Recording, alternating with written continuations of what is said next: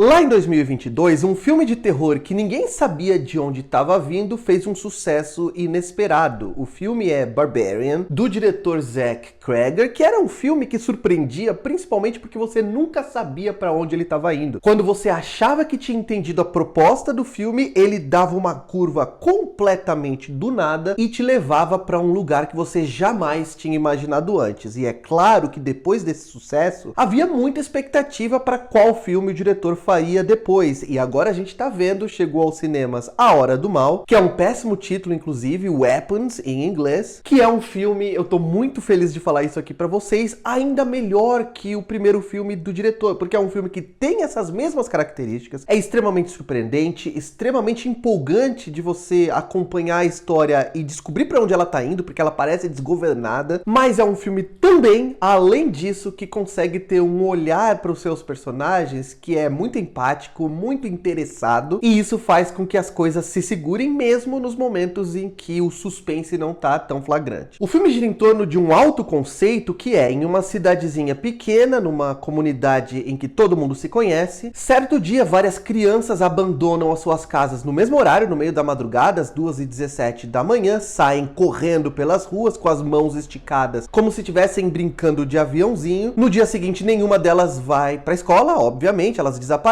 e elas estudam na mesma classe. E por causa disso, as suspeitas da comunidade recaem a princípio sobre a professora dessas crianças, que é vivida pela Julia Garner, ou então sobre o Alex, que é o único aluno dessa sala que não desapareceu, que é vivido pelo Kerry Christopher. O filme usa uma estrutura à la Pulp Fiction, sabe? Em que você acompanha um trecho da história, depois salta no tempo, volta um pouquinho, para ver como as coisas aconteceram do ponto de vista de um outro personagem, ou então para nos mostrar paralelamente o que estava acontecendo com ainda um terceiro. Mas só que essa estrutura, que funciona muito bem durante boa parte do tempo, não é usada apenas para você ir montando as peças do quebra-cabeça, mas também para fazer um retrato dessa comunidade, para invadir um pouco a vida de alguns dos personagens principais e nos mostrar como eles vivem, nos mostrar os seus problemas e também como eles são impactados por aquela tragédia, por aquele choque que essa comunidade viveu. Nesse sentido, o filme tem um clima de melancolia, o filme tem um clima de perda que permanece ao longo da projeção inteira. E isso é importante porque, como a gente não está sempre preso a um protagonista, a gente às vezes desvia para a vida de um, depois para a vida de outro, e também tem momentos do filme em que a tensão está mais alta, em outros momentos a tensão dá uma tranquilizada, o ritmo desacelera um pouco. É esse clima de melancolia que vai nos manter numa narrativa orgânica, nos dá um senso de unidade, de coesão para a história, que começa como uma metáfora óbvia desses assassinatos coletivos que acontecem nas escolas americanas dia sim, dia não, quando uma criança entra, ou um adulto às vezes, e atira em todo mundo, mata um monte de gente, e no dia seguinte as crianças precisam continuar vivendo, indo pra escola e vendo a sua sala esvaziada pelas vítimas da tragédia. Só que o diretor Zach Cregger, ele não cai nessa armadilha de ficar querendo fazer com que tudo seja uma grande analogia, tudo seja uma grande metáfora. É claro que a gente precisa sempre contextualizar os filmes de gênero no contexto no qual eles foram produzidos. Então existem sim tragédias da vida real que ecoam nesse filme. Dá até para fazer ali um paralelo com a época da Covid, por exemplo, da pandemia. Mas esse filme tá mais interessado sim em usar essa estrutura fragmentada, em usar esses personagens e desenvolvê-los para falar sobre como a gente se comporta em momentos de tragédia. Tem toda a culpabilização do nada, sem elemento nenhum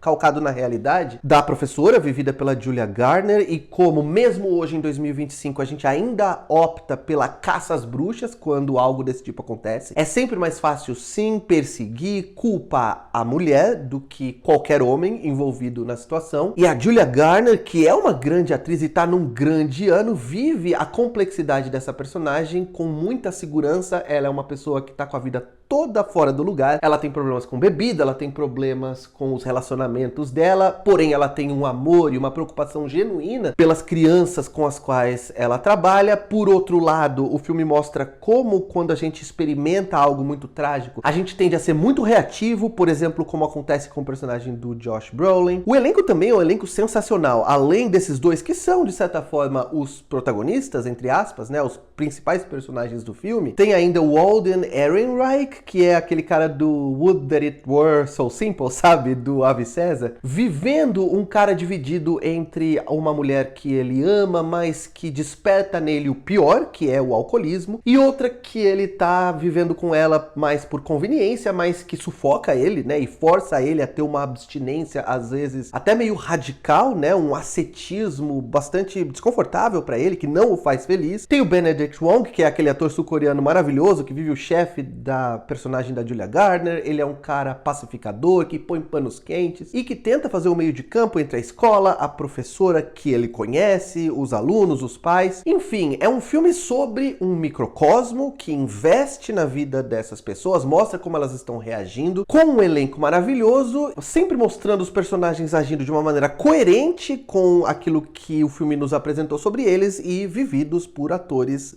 sensacionais. O filme tem um controle de tom, tem o controle de acelerar e soltar a narrativa, apertar a tensão e diminuí-la de acordo com as necessidades imediatas da história, que é admirável, e o diretor é um diretor também que sabe filmar. Tem cenas aqui que são cenas visualmente impressionantes e que funcionam em vários níveis, funcionam como suspense, funcionam como terror e funcionam também até como comédia, porque é um filme muito divertido. Como, por exemplo, eu não vou falar muito, tá? Não vou revelar nada sobre a surpresa do final da história, mas naquela longa sequência no final em que tem determinada personagem sendo perseguida por um grupo de crianças, em que o diretor vai usar a câmera subjetiva para mostrar o ponto de vista das crianças pulando, quebrando as janelas, né, saltando muros, ou então ponto de vista de terceiros, né, tem um cara ali que tá cortando a grama, ele olha num espaço entre duas casas e ele vê primeiro a senhora passando e depois aquela multidão de crianças vindo atrás,